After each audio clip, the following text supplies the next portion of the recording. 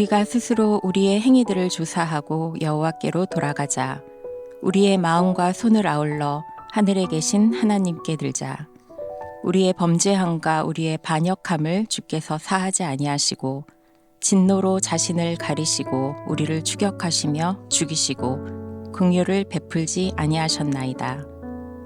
주께서 구름으로 자신을 가리사 기도가 상달되지 못하게 하시고 우리를 문 나락 가운데에서 쓰레기와 폐물로 삼으셨으므로 우리의 모든 원수들이 우리를 향하여 그들의 입을 크게 벌렸나이다.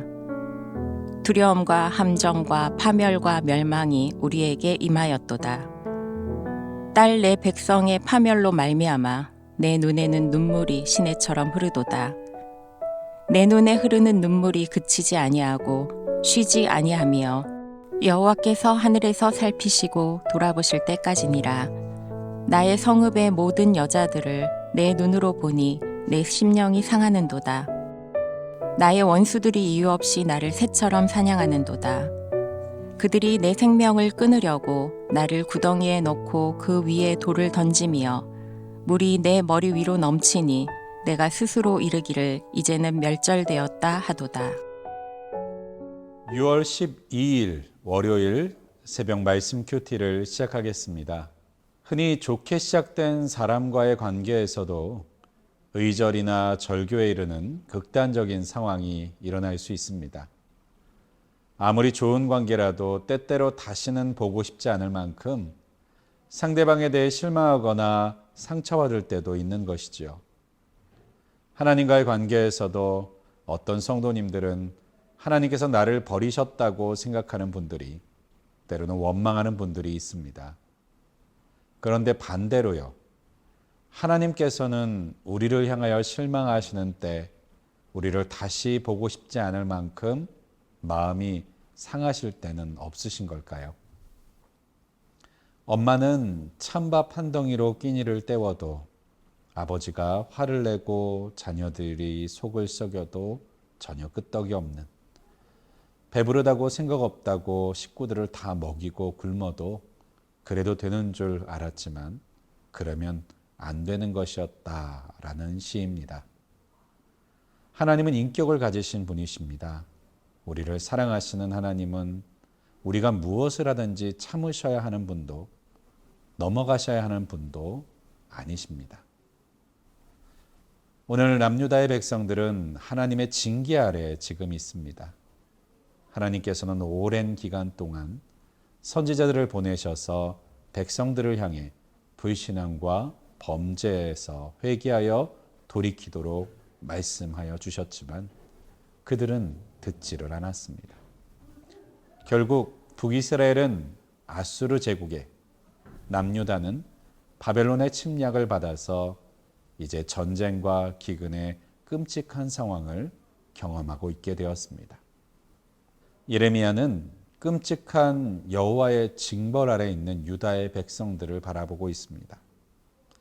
그런데 이 징벌이 42절 이하를 보면 더 답답하고 힘든 이유가 있습니다.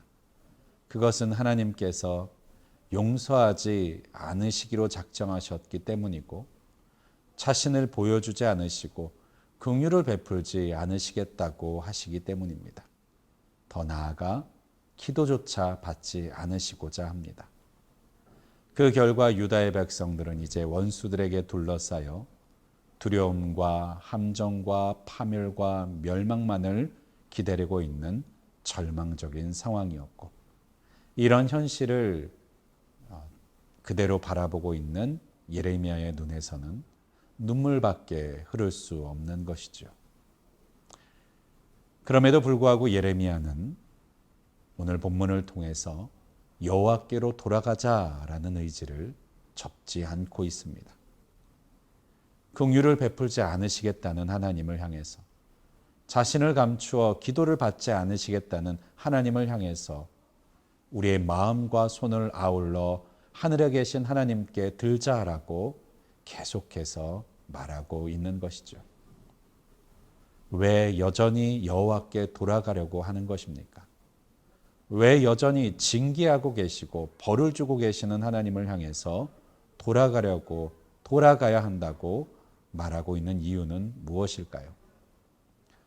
예레미야가 3장 24절 이하에 있는 말씀에 그 비밀이 있습니다. 24절부터 26절인데요. 내 심령에 이르기를 여호와는 나의 기업이시니 그러므로 내가 그를 바라리라 하도다. 기다리는 자에게나 구하는 영혼들에게 여호와는 선하시도다. 사람이 여호와의 구원을 바라고 잠잠히 기다림이 좋도다. 또한 33절에서는 이렇게 말씀하고 있습니다. 주께서 인생으로 고생하게 하시며 근심하게 하심은 본심이 아니시로다. 자기 백성들이 아파하고 고통당하는 것이 하나님의 본심이 아니라는 것을 예레미야는 믿고 분명히 알고 있었던 것이죠. 징계를 당하는 순간 가운데서도 하나님께서는 그들의 왕이시고 그들의 주인이시고 그들의 아버지시라는 것을 예레미야는 알고 있었습니다. 예레미야는 지금 유다의 백성들이 당하고 있는 현상이 아니라 그 손에 들린 매를 때리고 있는 막대기가 아니라 그 막대기를 들고 계시는 하나님의 마음을 바라보고 있는 것입니다. 그렇다면 어떻게 하나님께 돌아갈 수가 있는가요? 40절을 보면 우리가 스스로 우리의 행위들을 조사하고 여호와께로 돌아가자라고 말하고 있습니다. 여기서 조사하다란 히브리의 단어는요, 그 원어의 뜻을 살펴보면 찾다, 수색하다라는 뜻과 함께 가면을 쓰다 변장하다는 뜻을 함께 가지고 있습니다. 즉 가면을 쓰고 변장하고 있는 나의 행위와 행동들, 삶의 방식들을 수색하고 찾아야 한다. 그리고 그것으로부터 빠져나와 여호와께로 돌아가야 한다라는 의미를 담고 있는 것이죠. 또 41절에서도 들자라는 단어를 통해서 즉 우리의 마음과 손을 하나님께 들기를 원하고 또한 들어야만 한다라고 말하고 있는데요.